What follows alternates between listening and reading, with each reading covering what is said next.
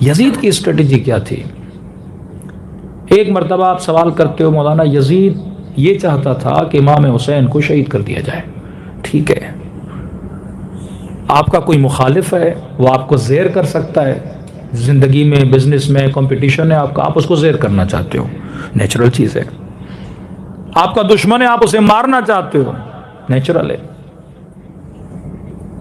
Hamas کی اسرائیلیوں سے دشمنی ہے، اسرائیلیوں کی حماس سے دشمنی، ایک دوسرے کو مار رہے ہیں۔ لیکن یہاں پہ کوشچن کیا اٹھتا ہے؟ ہم کہتے ہیں اگر حماس سے دشمنی ہے تو فلسطینی بچوں کو کیوں مار رہے ہو؟ یہ تمہارا جو ایکشن ہے یہ صحیح نہیں ہے۔ اگر دشمنی ابی عبداللہ الحسین سے ہے تو امام حسین کو تو شہید کر دیا نا یزید نے، امام حسین چلے گئے، لیکن ایک بندے کو شہید کرنے کے بعد اس کی لاش کو پامال کرنے کا فلسفہ کیا ہے؟ بھائی دشمن تھے امام حسین، تم نے شہید کر دیا، بات ختم ہو گئی۔ لیکن کہا نہیں، سروں کو کاٹ کے نوکے نیزہ پہ رکھو، کوفے کی بازار سے گھماؤ، شام کی بازار سے گھماؤ۔ توہین کا مقصد کیا تھا؟ چلو تمہارا دشمن راستے سے ہٹ گیا، امام حسین چلے گئے، لیکن حسین کی بیٹیوں کو اسیر بنانے کی وجہ کیا تھی؟ دشمن امام حسین سے علی اصغر کو شہید کرنے کی وجہ کیا تھی؟ اچھا کہ یزید نے کبھی سوچا نہیں کہ اگر میں امام حسین کا سر بازار میں لے کر جاؤں گا، یہ جس بازار میں لے کر جا رہا ہوں یہ سارے مسلم ہیں، کیا مجھ سے نفرت نہیں کریں گے؟ کون سا بادشاہ اور حاکم چاہتا ہے کہ لوگ مجھ سے نفرت کریں؟ کون چاہتا ہے کہ لوگوں کے دلوں میں میرا امیج خراب ہو جائے؟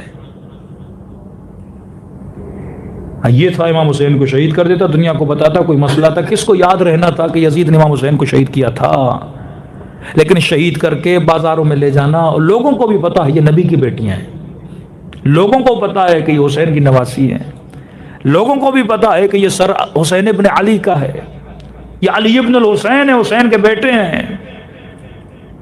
اعلان بازار کو سجانے کا بولے، اعلان ایک شرابی دربار میں نبی کی بیٹیوں کو بلائے،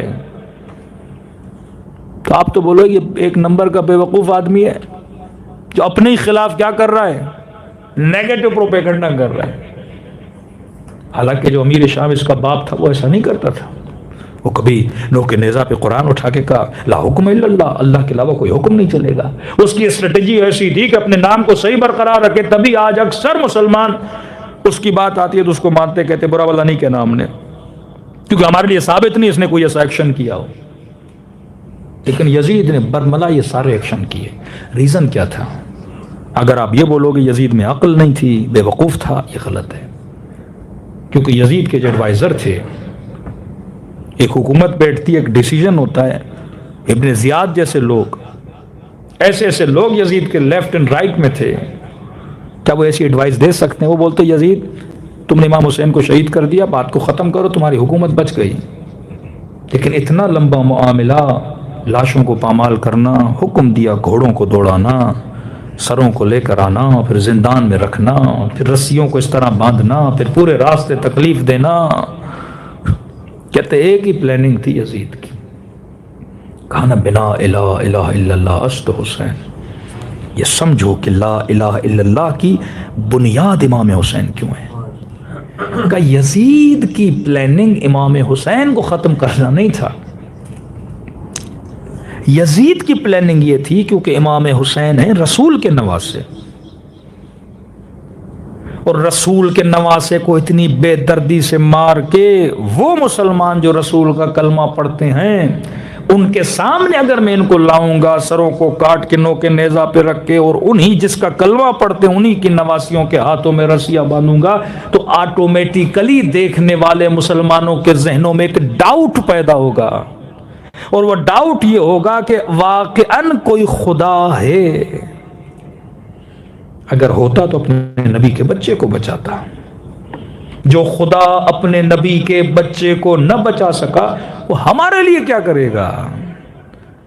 جو خدا محمد کے نواسے کو نہ بچا سکا وہ ہمارے بچوں کو کیا بچائے گا؟ آٹومیٹیکلی سارے لوگوں کے ذہنوں میں ایک ڈاؤٹ پیدا کرنا تھا کہ اتنا ظلم کروں۔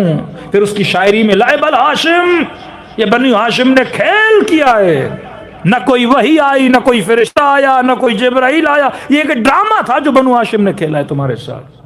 یہ واپس پلٹ کے کہاں چلے جائیں؟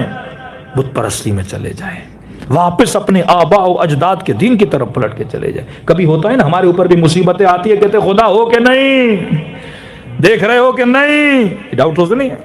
کئی شیعوں نے مجھے بولا خدا ہے کہ نہیں، فلسطین اتنے مر رہے ہیں. آٹومیٹکلی آپ کے ذہن میں واقعا کوئی خدا ہے تو حرکت کرے.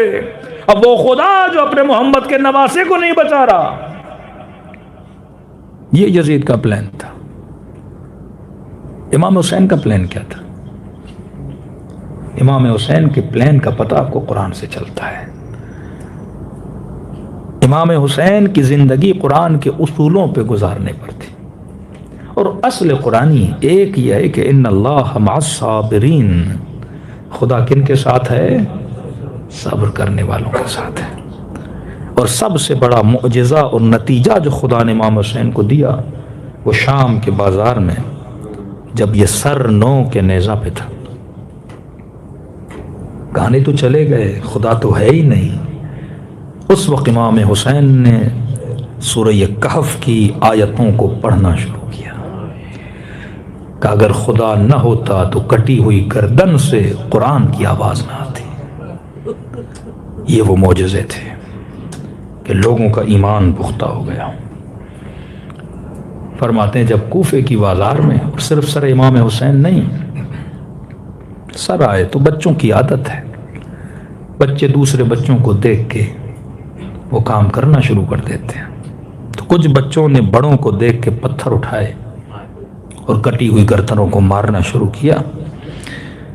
ایک بچے نے دیکھا دیکھی میں پتھر اٹھایا اور ایک سر کو مارنے لگا.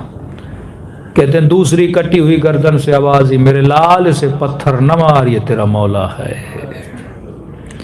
بچہ کانپنے لگا، ہاتھوں سے پتھر گر گیا. کہ ولی خدا تو کون ہے جو مجھے میرے نام سے پکار رہا ہے؟ کہ میں تیرا بابا حبیب ابن مظاہر ہوں. آج اگر یہ مسلمان نمازیں پڑھ رہے ہیں، نہ یزید کو دین کا خاتمہ کر چکا ہوتا. یہ معجزہ و قربانی اہل بیت علیہ الصلوۃ والسلام ہے. اور آج اگر آپ ایمان کامل تک پہنچ چکے ہیں اور 12 کی ولایت کو مانتے ہو، یہ بھی برکت محمد اور آل محمد ہے. فرما شیعتنا خلقوا من طینتنا، ہمارے شیعوں کو ہماری بچی ہوئی مٹی سے بنایا گیا ہے. اس سے بڑا کوئی شرف نہیں ہے.